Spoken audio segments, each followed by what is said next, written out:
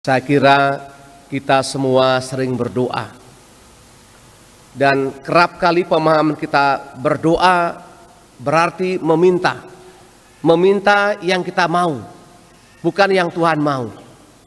Sehingga dalam suatu studi, dalam suatu pengajaran, kerap kali saya pernah mengadakan semacam survei kecil kepada anak-anak seminari kelas 12 yang notabene mau masuk seminari tinggi. Pertanyaan saya, bagaimana kamu berdoa? Seandainya kamu tidak jadi imam, kamu meminta mengharapkan istri macam apa? Dari 20 anak, hampir 99,9% menjawab, pertama mencari istri yang seksi, yang bahenol macam Demi Moore, yang tinggi, hidungnya mancung, jalannya asik begitu, goyang-goyang begitu. Terus pintar mencari uang, pintar masak. Dia tulis tanpa nama. Kemudian saya koreksi, ini bukan doa tapi nafsu. Hanya 0,1% yang mengatakan saya mencari istri yang beriman. Yang beriman dalam arti dia bertanggung jawab pada keluarganya, menyatakan yang terbaik. Saya berikan dia 100 bulat-bulat. Kenapa demikian, Bapak sekalian? Tuhan betul tahu yang kita perlukan. Tapi kerap kali dalam suatu persekutuan hidup itu mesti diungkapkan, dikatakan apakah benar apa tidak. Kalau seorang anak kecil misalnya, bapak pinjam pisau yang tajam, mana orang tuanya kasih? Tidak, bukan? Ketika kita berdoa pertama-tama adalah, Bapa kami yang ada di surga, dimuliakan namamu. Menyadari kebesaran Allah yang melampaui segala-galanya. Saya katanya menyebutnya Bapa sebagai relasi dalam satu keluarga. Kita bukan menyebutnya om, bukan menyebutnya nenek, kakek, bukan. Kita menyebutnya Bapa. Artinya relasi yang begitu dekat sehingga memungkinkan terjadi percakapan. Karena doa pertama-tama percakapan. Sehingga kalau kita berdoa, apakah doa itu adalah panjang? Tidak. Misalnya kalau kita doa makan, ya, saya pernah cerita berkali-kali bahwa saya pernah mengalami orang doa makan sampai 15 menit, 30 menit. Dia sebut semua Allah Ishak, Allah Yakub, Allah para rasul, Allah para imam semuanya, pelindung gereja-gereja semua. Itu bukan doa makan. Kalau kita makan, Tuhan terima kasih, makanan enak, saya lapar, saya makan sudah, selesai. Dan semoga makanan ini kan membuat kita semakin bersyukur. Dan bagaimana seharusnya kita berdoa agar dengan apa yang kita ucapkan menyatakan kebesaran dan kemuliaan Allah. Saya kerap menjelaskan dengan cerita seperti ini. Dalam suatu suku di Afrika, anak yang umur 14 tahun laki-laki, mereka akan mengalami semacam peristiwa inisiasi. Acara pendewasaan, kalau mereka lolos, mereka dianggap masuk mempunyai hak dalam suatu suku bahasa. Peristiwanya anak itu malam-malam, kira jam 9 malam, dalam keadaan mata tertutup, kemudian tangan terikat, oleh sukunya akan dihantar ke tengah hutan yang paling ganas, di mana masih ada harimau, ada macan semuanya, dan mereka diikat di pohon, ikat di sana.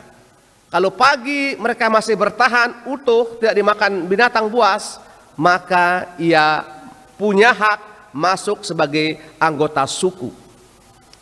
Adalah dua bersaudara yang oleh sukunya akan mengalami inisiasi dan dihantar malam-malam oleh suku yang banyak itu.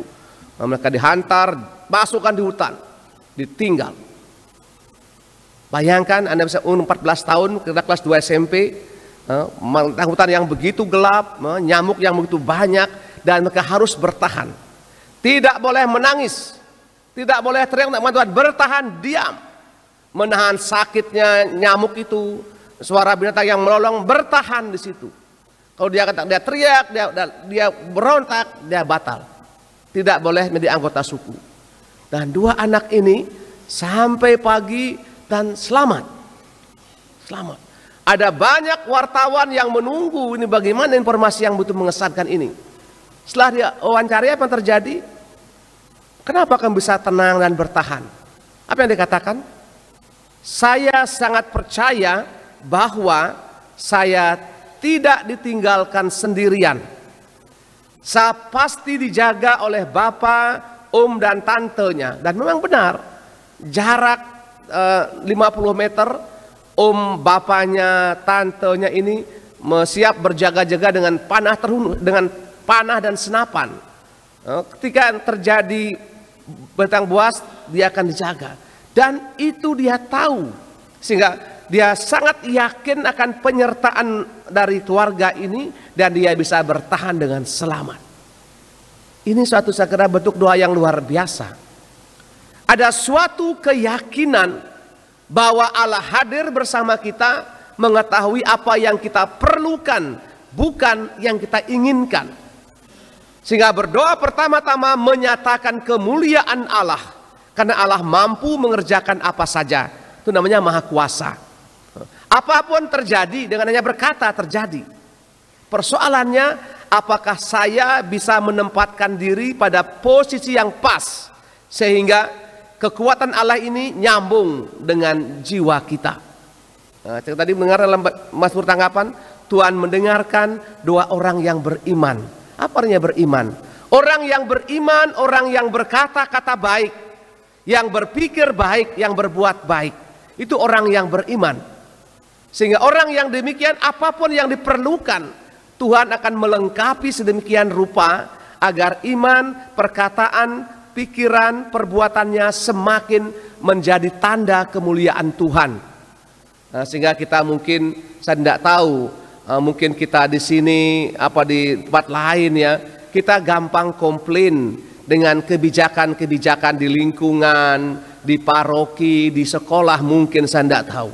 Namanya kebijakan itu pasti dengan pertimbangan yang matang, dengan plus dan minusnya.